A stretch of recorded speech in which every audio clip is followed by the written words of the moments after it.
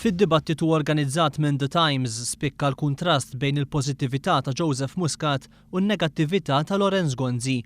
Dwar ir-rata tal-qatt fost iż-żgħażagħ Joseph Muscat b'differenza mill-Prim Ministru jgħid li se jimpenja ruħu biex isolvi din il-problema. Aħna wieħed mill-pajjiżi, mill-ftit pajjiżi fl-Unjoni Ewropea fejn il-youth unemployment għalina qas biss jeżisti għax għandna kważi full employment. Għal dan ix-xahar li għadda għal 11-il xahar konsekuttiv ir-rata ta' qatt żdiedet f'pajjiżna u r-rata ta' youth unemployment jekk għall-Prim Ministru hija inexistent infakru li hija skont il-Labour Force Survey 14.7%. Żgħażagħ, jiġifieri għalija dawk iż-żgħażagħ mhumiex inesistenti. Dwar il-qasam tal-enerġija, Joseph Muscat reġa' saħaq li l-Gvern ġdid iraħħas il-kontijiet tad-dawl u l-ilma waqt li l-Prim Ministru stqarr li falla milli jagħlaq il-Power Station tal-Marsa. L-ewwel problema tagħna kienet li nagħlqu il-Power Station tal-Marsa.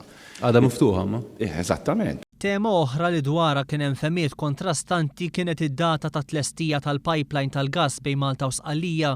Pipeline għandha ssir fi żmien 4-5 snin għandha ssir. Tal-pipeline, iva, issa qed nisimgħu l-ewwel time frame jinbidel minn 7 snin għal 4 snin, imma fil-costings li ppreżenta Dr. Gonzi ma jidher imkien il-costings dwar kemm ħajswa. Jiġifieri m'hemm xejn proviso dwar dan kollu. U meta m'hemm xejn proviso dwar dan kollu f'programm elettorali fuq kwistjoni ta' prinċipju biex ngħidu hekk dan jfisser allura li għandek problema ta' finanzjar. U dak li qed ngħid jien lil-Dr. Gonzi huwa sempliċi ħafna l-Kummissjoni Ewropea li lin minn dak kollu li qiegħed jgħidu qed tgħidlu li l-costings tiegħu mhumiex feasible.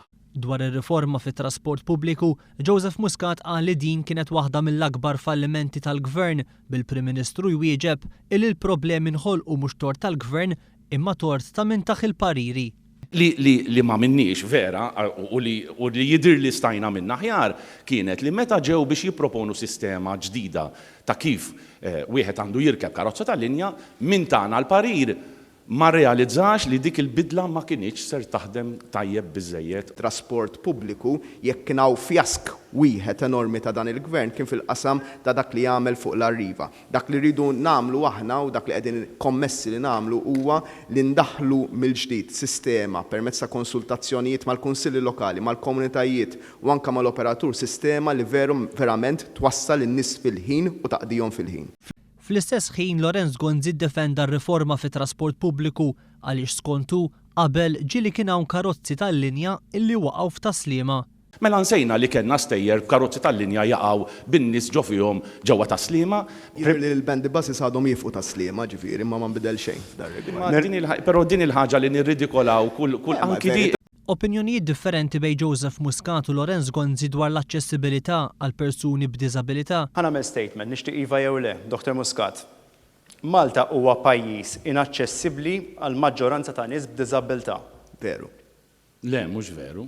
Waqt dan id-dibattitu spikkat id-dikjarazzjoni kategorika ta' Lorenz Gonzi li jekk jitlef l-elezzjoni ġenerali tad-9 ta' Marzu huwa mhux se jirriżenja minn kap tal-Partit Nazzjonalista. Jekk titlef l-elezzjoni ġenerali ħadd irreżenja, Dr. Gonzi. Le.